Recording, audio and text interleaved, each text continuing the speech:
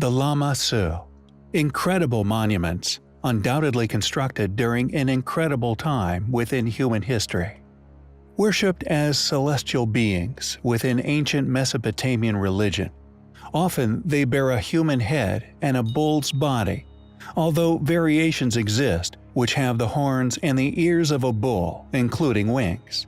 These anthropomorphic statues appear frequently throughout Mesopotamian art, indicating a strong importance to their cultural beliefs.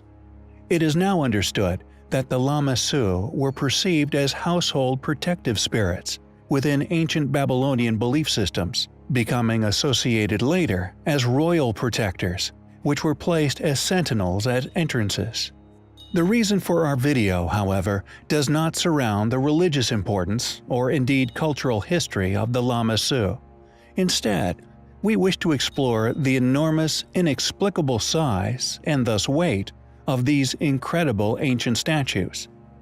How did an ancient people that, according to academia, existed within our own well-studied cycle of development, accomplish the movement and placement of such gigantic stone carvings? If we look at the efforts of Henry Leonard, for example, made within 1847, you soon realize that the mammoth scale and as yet unexplained undertaking the placement of these masterfully decorated stones must have been. After discovering more than half a dozen pairs of these colossal statues, some depicting lions, some depicting bulls, often weighing up to 27 metric tons, Henry Leonard decided that he would attempt to bring two of these smaller artworks, weighing in at a mere 10 tons each, to England. However, he found that after an 18-month, painstaking, torturous journey, which included several near disasters, just how incredible the placement of these monuments once were. He eventually succeeded in bringing them to a British museum. Although this involved loading them onto a wheeled cart, lowered with a complex system of pulleys and levers, operated by dozens of men. He initially tried to hook the cart up to a team of buffalo and have their brute natural strength haul the stones, although they refused to move. He then selected a reinforced cart for their transport, which required over 300 men to move it. This was soon realized to be far too hazardous. So he then wrestled with and opted for the decision to load them onto a barge. This required well over 600 goatskins and sheepskins just to keep it afloat. After eventually arriving in London, a custom-built ramp was constructed at great expense just to allow the crew of many hundreds of men to haul them up the steps and into the museum itself.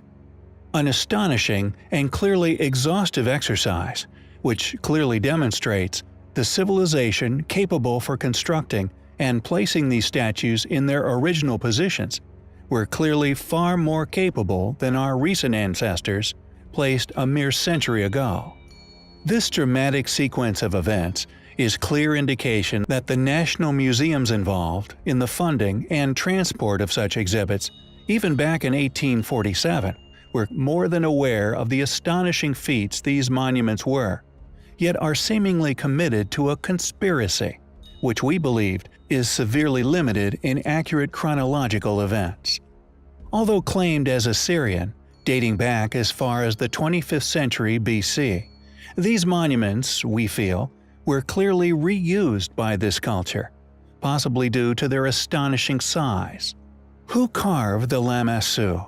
How did they move statues weighing nearly 30 tons?